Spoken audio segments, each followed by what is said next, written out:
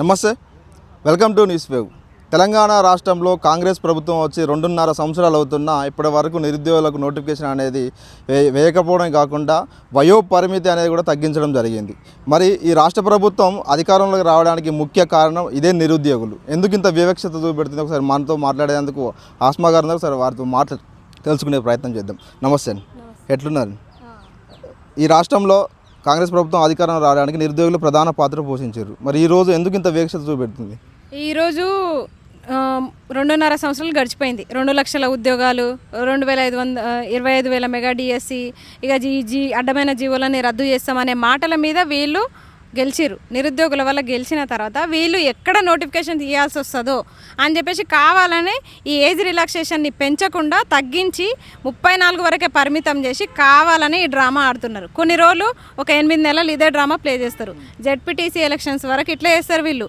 ఆ తర్వాత ఎన్నికల ముందు ఈ జీవోని సవరించి కంటిన్యూ చేస్తున్నాము, పెంచుతున్నాము అని చెప్పేసి ఒక 5 సంవత్సరాల్లో 3 సంవత్సరాల్లో పెంచుతారు. పెంచి ఎన్నికలకు వెళ్తారు. మళ్ళీ నోటిఫికేషన్లు అనే మాట కొంచెం మూలకు పడిపోతుంది. ఆ తర్వాత స్ట్రాటజికల్గా ఈయన గేమ్ ప్లే చేస్తున్నాడు. ఇదంతా ఈ ఉచ్చులో నిరుద్యోగులు పడకండి అని చెప్తున్నాము. ఎంతసేపటికి మనం నోటిఫికేషన్లు కావాలని మనం అడుగుతున్నాము. అడిగిన తర్వాత వీళ్ళు ఏం చేస్తున్నారు, దాన్ని డైవర్ట్ చేయడానికి ఏదో ఒక కొత్త అంశం ముందరికి తీసుకొస్తున్నారు. ఇప్పుడు ఏజ్ రిలాక్సేషన్ గొడవ.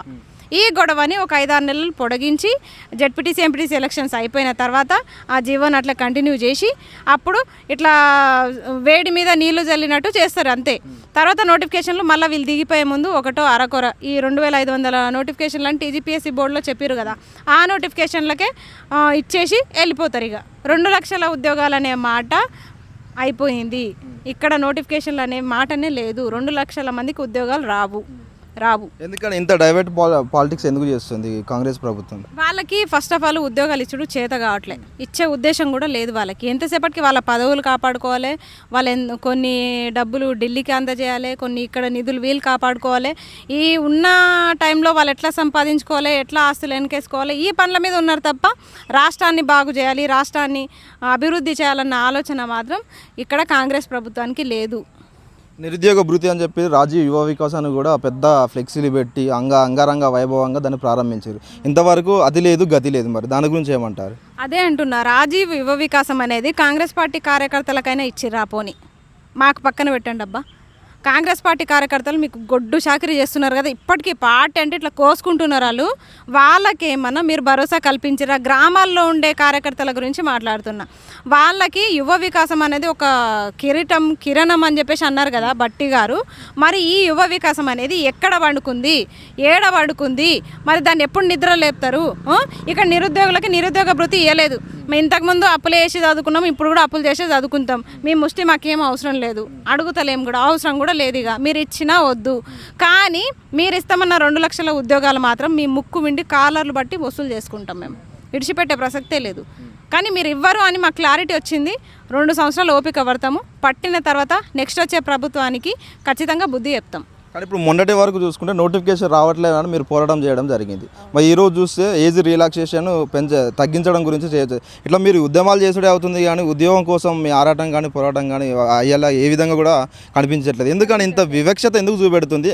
అది పోగా 10 సంవత్సరాలు నేనే సీఎం ఉంటా అని చెప్పడం జరుగుతుంది. మరి సీఎం ఇప్పుడు కొంతమంది మధ్యలో చెంచగాళ్ళు మాట్లాడతారు. 24 గంటల్లో 12 గంటలు కూర్చొని చదివిన వాళ్ళకే ఉద్యోగాలు వస్తాయి, 10 గంటలు కూర్చొని చదవాలంటే 10 గంటలు ప్రశాంతంగా కూర్చొని చదవనిచ్చే ప్రభుత్వం ఇది. 10 గంటలు ఒక చైర్లో ప్రశాంతంగా కూర్చొని ఇస్తారా మీరు? మేము కూర్చొని చదువుకుందాం అనుకునే టైంకి ఏజ్ రిలాక్సేషన్ గొడవ తెచ్చిరి. సరే, చదువుకుందాం అనుకునే టైంకి ఏదో ఒకటి తెచ్చి పెడుతురు. ఇట్లా ఏదో ఒకటి మాట్లాడాల్సి వస్తుంది. మేము కూడా మాట్లాడకపోతే నిరుద్యోగుల పక్షాన ప్రశ్నించేటోళ్ళు ఎవరు? చాలామంది నిరుద్యోగులు నా వయసు బయట పడుతుందేమో, నా వయసు 40 అని తెలుస్తుందేమో, 35 అని తెలుస్తుందేమో అనే భయంతో పెళ్ళిళ్ళు చేసుకోకుండా ఇక్కడ ఎవరైతే చదువుకుంటున్నారో వాళ్ళు ఎవరు బయటికి రావట్లే. వాళ్ళందరి తరపు నుంచి మేము మాట్లాడాలి కదా. మా గురించి ఎవరేమనుకున్నా మాకు అనవసరం. కానీ మా తోటి నిరుద్యోగులకి, తెలంగాణ రాష్ట్రంలో ఉన్న 30 లక్షల మంది నిరుద్యోగుల కోసం, వాళ్ళ పక్షాన మేము న్యాయం కోసం కొట్లాడుతున్నాం, బరాబర్ కొట్లాడతాం. ఏదైతే ఏజ్ రిలాక్సేషన్ ఉందో అది ఖచ్చితంగా బీసీ, ఎస్సీ, ఎస్టీ బిడ్డలకు ఖచ్చితంగా పెంచాలి. అందరికీ కూడా వయోపరిమితిని పెంచి మీరు నోటిఫికేషన్లు ఇవ్వాలనేదే మా డిమాండ్.